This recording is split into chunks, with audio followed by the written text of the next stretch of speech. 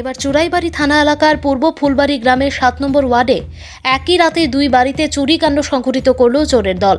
জানা যায় চোরের দল প্রথমে ইলাস আলীর বাড়িতে ঘরের দরজা ভেঙে ঘরে প্রবেশ করে এবং বাড়িতে থাকা গৃহবধূ রুমেনা বেগমের উপর আক্রমণ চালায়। চোরের মারে গুরুতর আহত হন তিনি। এরপরেই চোরের দল ঘর থেকে ৭৫,০০০ টাকা সহ একটি সোনার চেইন নিয়ে যায়। এরপরেই পাশের মৃত নুরুল হকের বাড়িতে চুরি করে চোরের দল।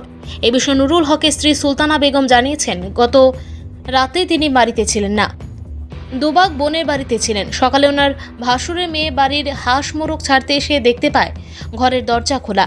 খবর দেওয়া হয় সুলতানা বেগমকে। তিনি বাড়িতে এসে ঘরের ভেতর গিয়ে দেখেন ঘরের আলমারি ভাঙা, সেখান থেকে ৭,০০০ টাকা সহ একটি মাটির ঘড়া ও ৯টি শাড়ি চুরি করেছে। এ বিষয়ে তিনি চুরাইবাড়ি থানায় অভিযোগ করেছেন।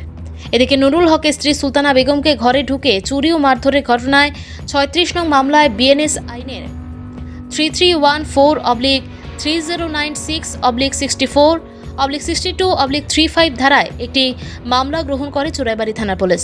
এরপরেই ঘটনার সাথে নাজিম উদ্দিনকে আটক করা হয়। ঘটনার তদন্ত শুরু করেছে পুলিশ। ভানুচন্দ্রের রিপোর্ট, আসাম প্রাইম নেটওয়ার্ক। বাড়িতে আসলাম না, আমার বোনের বাড়ি আসলাম। আমি কালকে বিকালে গেছি 5টার সময়। তারপরে আজকে সকালে আমার বাসুরের মাইয়া একটা আইসে আশমুরুক ছাড়া লাগি, তখন আইয়া দেখছে আমার দরজা খোলা দেখিয়া তারপরে গড়াইয়া হামাইয়া দেখছে আলমারির কাপড় চোপড় সবটা হলাই, বাক্স টাক্স সেই সব সিতারিয়া রাখা।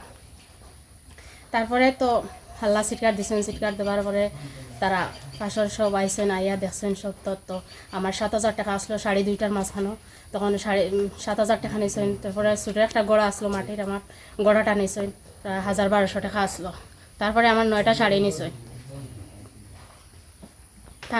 থানা আইসে, আইয়া ইনকোয়ারি করিয়া গেছে, সবাই তো দেখিয়া গেছেন। আর এখন তো আমি এখন দুই একটা নিয়া দিব, FIR একটা নিয়া দিব, আমি গেতাম করিয়া।